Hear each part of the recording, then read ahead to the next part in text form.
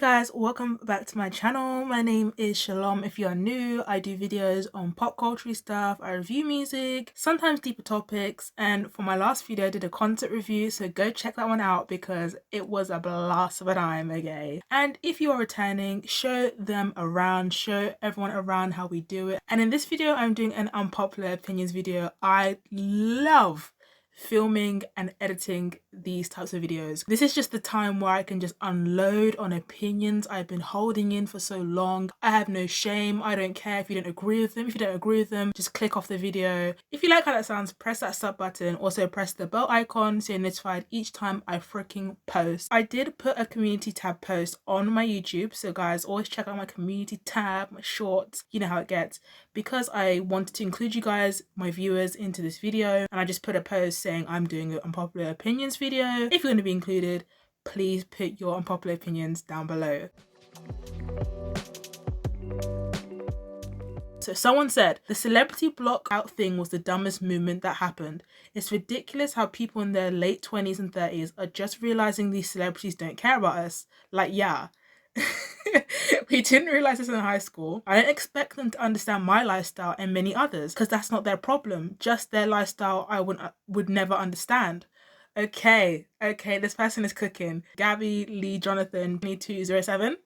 They're cooking. I totally agree. I thought it was one of the dumbest things ever. It's like, why did it take people this long to realize how the world works? Like, why did it take until 2024 for people to realize this basic hierarchy in society? Like, why did it take so long? Why is it only now that people felt the need to speak up and speak out? And this whole celebrity block thing, I feel like is mainly just for people to basically kind of feel better about themselves. So they would block certain celebrities who didn't speak up about certain situations like wars in the world and different circumstances, so they'll block them to basically make them look good on social media. But a couple hundred people blocking celebrities and influencers, that has no impact on them whatsoever. They're still going to get their money at the end of the day. They're still going to stay in the same place in society. For example, like Tay Tay, people had a massive problem with Tay Tay. They were saying, oh, she's not speaking up about Gaza and Palestine, whatever, even though she has millions of followers and stuff like that, blah blah blah. Oh, we're gonna block Tay Tay, we're gonna block Kim Kardashian, we're gonna block Kylie Jenner, whatever. But at the end of the day, they're still getting their money because there's still fans and stans who will continue to support them. For example, Tay Tay made, I think, was it like $1 billion from her tour? So a couple hundred people blocking her has no effect on her career, no effect on where she's going to be in society. She's still going to be at the top. She's still going to continue to make money. Like, it just doesn't make any sense. You blocking someone has no effect. I know people say, oh, when you block them, you don't let them make money. But a lot of these people you're blocking, they have other revenues of income. They're either actors, actresses, and all this other stuff. Like, they make millions a year. So someone blocking them has literally no effect. I feel like it was one of the dumbest things as well. I kind of saw, really. Another unpopular opinion from my viewer. This person said, unpopular opinion, but so much of new mainstream music is kind of crap. Like Lotto and Ice, and even new Nicki songs don't hit like music did in the 90s, 2000s, and 2010s. Specifically, rap, lyrical rap, ended in the end of the 2000s and nobody makes it no more. I actually replied, I said, oh, I like this opinion, because I actually do like this opinion. I do agree, music just isn't the same anymore. And when they say mainly rap, I do kind of agree. Like, when I look back at rap, like 2010s rap or like the 2010, I do agree rap was kind of just like a lot better. I can't describe. I get it. She said even new Nicki songs don't hit like they did in the 90s, 2000s, and 2010s. I do agree with that. Nicki's older songs, they hit, like they slap. Like when you play Pink Friday, when you play Roman Reloaded, when you play Pink Print, those songs, they just slap in a different way. I can't describe it. Or when you play Young Money, they slap. Like, bro, it's insane. I'm not saying that, I kind of agree and disagree. I'm not saying that people's new music now sucks, but I feel like a lot of people just don't put in as much effort into their lyricism and just overall craft in music, and that's why rap has sort of went a bit downhill.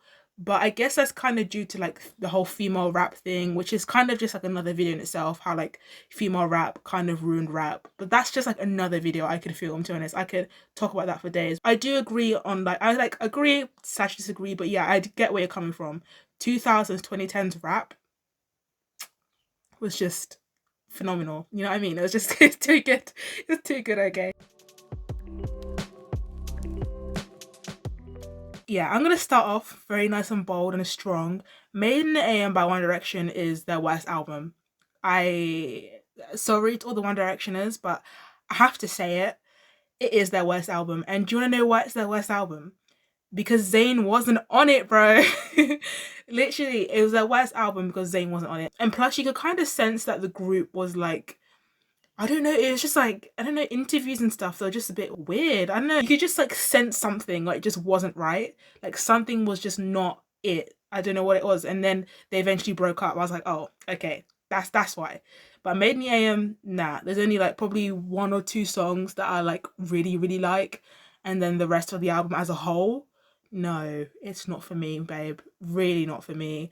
And that's why I kept saying, please don't underestimate Zayn. Literally carried One Direction with his vocals on his back. Like, guys, okay. Anything The Weeknd has released since After Hours has been trash. You can't convince me. No one can convince me. No one can say, oh, but what about this song? And oh, what about the popular song with Madonna in it? Oh, yeah. No. Nah, it's all been trashed in my opinion. The songs, I don't know, they just felt like TikTok songs. And I don't know. Anything after Hours has been respectfully really bad. None of the songs even were bops on Dawn FM. They felt very watered down and no, it wasn't good. I didn't really see what The Weeknd was going after with Dawn FM. It kind of just sounded like a really lukewarm After Hours, really. And it sounded like he was just trying to recreate the hype that he had at After Hours, but it just didn't work. Okay, Miss Dula Peep. Hear me out, guys. I did like Radical Optimism. In my video where I reviewed it, I thought that album cover was a shark tail and it was just a mermaid fin. Okay. Anyway, so that was kind of embarrassing. But I did like the album. But I feel like Radical Optimism, her latest album, it kind of just came and went. Like, no one's really talking about it. I don't know what that is, but no one is really talking about it as much as they talked about Future Nostalgia. Like, Future Nostalgia, that era lasted like good, 3 years. I swear down. It was released in like, what? Don't Start Now was released in like 2019 or something, and she kept performing the same songs and stuff like that until I'd say like, what, 2021 or something, or like early 2022 she was still performing Future Nostalgia songs. Whereas Radical Optimism, it just kind of came and went. The hype was there and then it just kind of died down. I don't feel it's gotten the same hype and the same attention as Future Nostalgia did. Okay, my next unpopular opinion is I don't think DaBaby deserves to be cancelled. Yeah, he wasn't a great rapper. I never thought he was, to be honest. I don't even know how he got famous, but I don't know. I feel like that will always be a mystery in the back of my mind. But I don't think he deserved to get cancelled. Like, I don't think what he said was homophobic. I feel like it was just a long-winded, uneducated rant of just weird stuff. But was it homophobic? No. Cell phone lights in the illness, Shalom for me. You didn't show up today with HIV, AIDS, any of them deadly sexually transmitted diseases that'll make you die in 2-3 weeks. Put a cell phone light in the air. Lady, if your pussy smell like water, put a cell phone light in the air. Fellas, lights up. Fellas, if you ain't sucking nigga dick in the parking lot, put your cell phone lights in the air. Let's be real about this shit. Yeah, keep it fucking real. I wouldn't say it was homophobic. And it kind of just proved how, like, it's just really weird how we live in society, how someone can go on like a weird, uneducated rant and then be called homophobic and literally get cancelled for that. But DaBaby literally unalived someone in a store on CCTV and no one cared. And he had a very successful career after that. And he literally collaborated with Dula Peep. And I remember when Dula Peep was like, oh, I don't stand for anything Kirk has said. Like, his actions are just so horrific. And, oh, I stand 100% with the LGBT, whatever. And I was like, Dula Peep, you literally knew his past. You knew he had a bit of an aggressive, kind of like weird past. And like he had kind of an issue with just beating up random people for some reason. And you knew he literally killed someone, but you still collaborated with him. But the moment he says that weird rant, that's the nail in the coffin. That's the nail in the coffin, guys. We can't have him talking about that. But he can kill a guy on CCTV, but we can't have him talking about that. We have to silence him on that one. Like, do you know what I mean? That's just so weird. But I don't think he deserved to get cancelled. The LGBTQ community doesn't know DaBaby's history. He's a wild guy. He once shot a nigga and killed him in Walmart. Oh, this is true. Google it. DaBaby shot and killed a nigga in Walmart in North Carolina. Nothing bad happened to his career. Do you see where I'm going with this? In our country, you can shoot and kill a nigga, but you better not hurt a gay person's feelings. But to be honest, I feel like he was going to start flopping after that anyways, whether we wanted it or not. So there we go. My next opinion is I can separate the music from the artist only, okay, listen here guys, listen to what I'm going to say. Only if the artist is doing music which is fire. And when I'm talking fire, like hit after hit, bop after bop after bop. You can only separate the music from an artist if your music is just that good to the point where I feel like my headphones are on fire. Like that's the type of music. But if you do really mid subpar music, then I'm just gonna jump on the bandwagon like everyone else and be a sheep. Then yeah, you'll still catch me listening to that person regardless of what they said or done. Like it has no effect on me. I could not care less. Anyways, my next unpopular opinion is, you know, when YouTubers get sponsored by a brand, and for example, say the brand is like a fast fashion brand like Shein, Temu, like I don't know, like H&M. There's like some fast fashion brand that like a lot of people really like, right? And then you go to the comments and people are like, oh, why they're collaborating with a Shein? They should know better, this fast fashion brand. They're not paying the people enough in the sweatshops, and oh, this is just capitalism. Like, oh, people should know better. They have no morals, no integrity. These influencers and YouTubers are literally getting paid thousands of dollars and pounds to show you cute clothes for 5 minutes.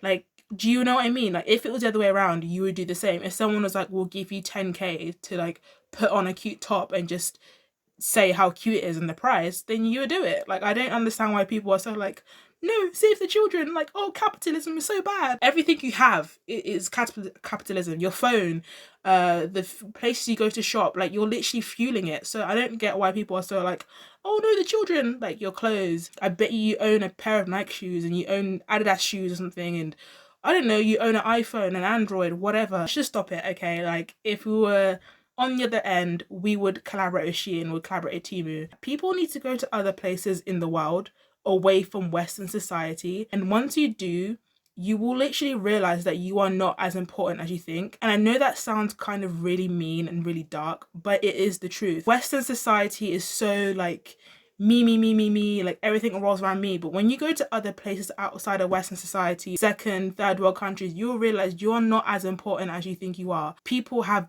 bigger issues to fry. They have kids to feed. They have rent and mortgage to pay. They have educations to pay for. You realize you're not as important.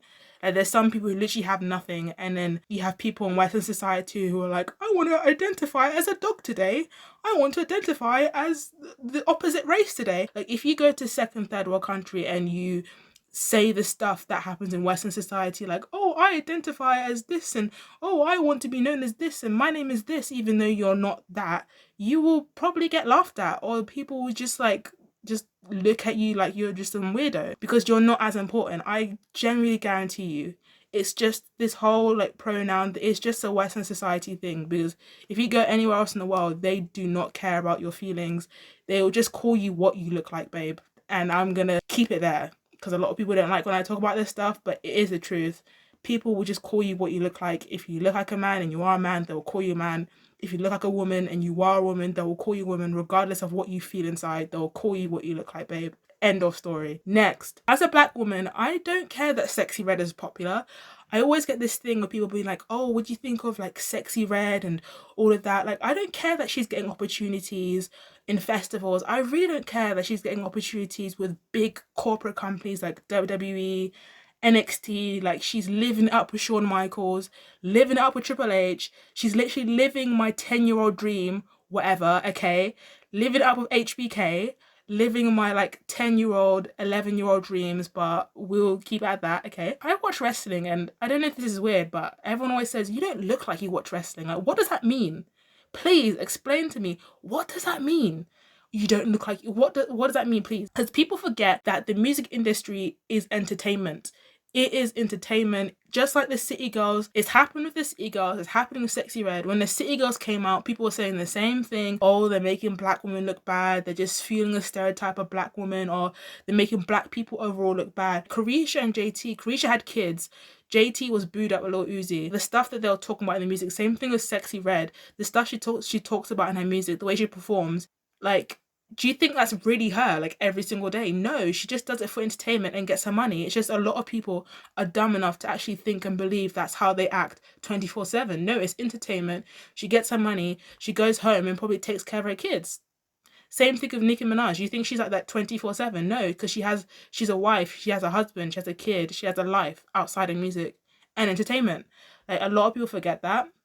But anyways, child, they're just humans like everyone else, okay? The city girls, Sexy Red, they're human like everyone else. They have families, they have people to provide for. So don't get your panties in a twist. It's entertainment at the end of the day. Kind of want to link my next opinion with the one I just said about Sexy Red. Is Cardi B is literally just a lighter skin tone version of the city girls and Sexy Red. But everyone praises Cardi B and they call her funny and, oh, she's so brave and she's so funny, or she's gonna overtake rap. But when it's Sexy Red, someone who's dark skin, or when it's the city girls, like brown skin, dark skin, it's a massive problem. But when you put the same formula, the same characteristics on someone who is racially ambiguous like Cardi B, no one bats an eye, no one says a word, and people will hype her up. Industry giants, corporate giants will hype her up and try to make her overtake rap. So you see what I mean? It's the hypocrisy for me. My next unpopular opinion is I don't see Beyonce's hair care line being successful. And I know before the Beehive people start crying in the comments, it's the truth. One thing about my channel is I just tell the truth. I'm gonna say it how it is, okay? Even if you don't like what I'm gonna say it how it is.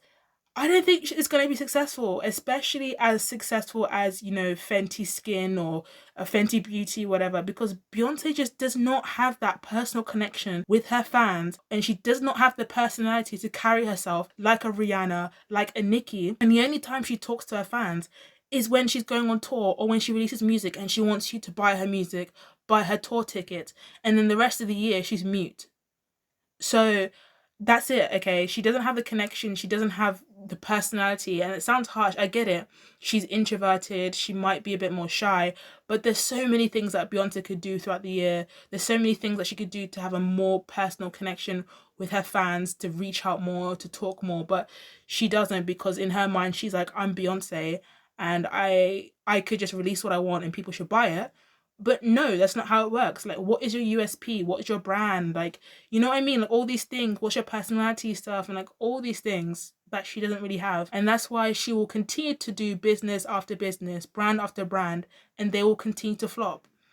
Next opinion. Megan Thee Stallion fans only stream her music when she's dissing Nicki, because I don't know where her fans were during this whole Tory Lane situation when she was releasing music, she was collaborating with other people. Where were you guys? You were nowhere to be found. I don't know what is going on. When she released that album, where were you guys? Please, I want to sculpt you guys out, because when she did that Plan B song, whatever it was called, I don't know what happened, and then she did a collab with Dula Peep, which you guys didn't really stream. I was surprised. I was shocked that a lot of people weren't really like streaming that song, considering it had Dula Peep on it as well.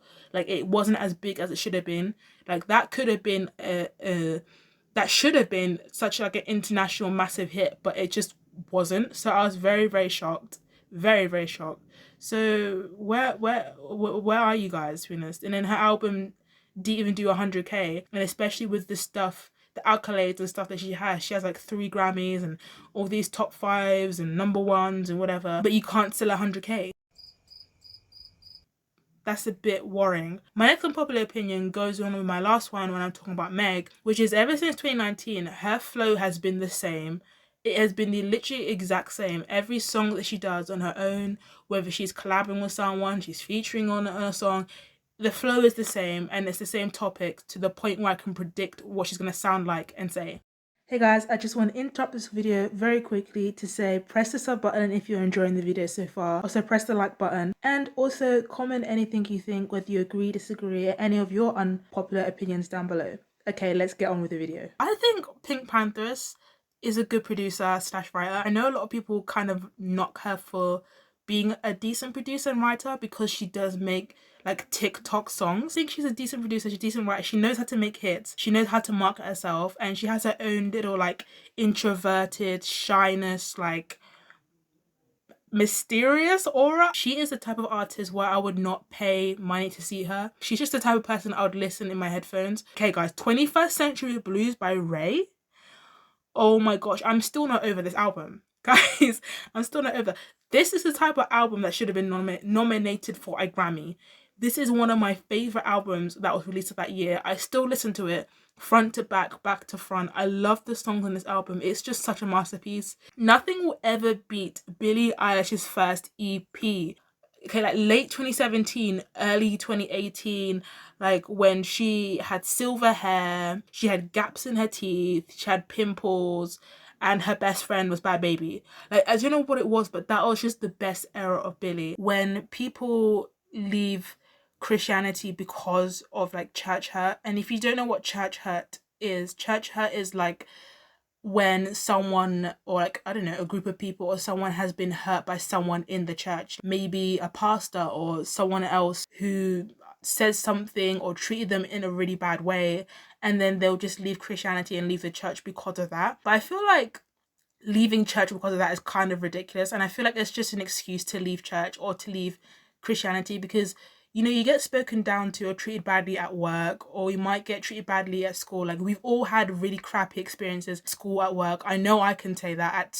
definitely at work, at school, all had really trashy, really sometimes just not great experiences. But we didn't stop going to school because of that, because if I just stopped going to school because like I didn't like everyone who was in my year, I wouldn't have gotten an education. If I just dropped out of year 9, which is the 9th grade or something in American schools or whatever, people get treated badly in like all spaces, a lot of spaces, like by hairdressers and by teachers, by I don't know, by managers, but they still go to those things because they need those things.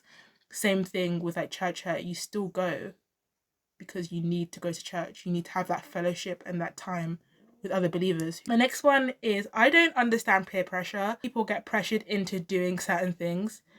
Like, just say no. I don't think asexuality is like a real thing. And hear me out.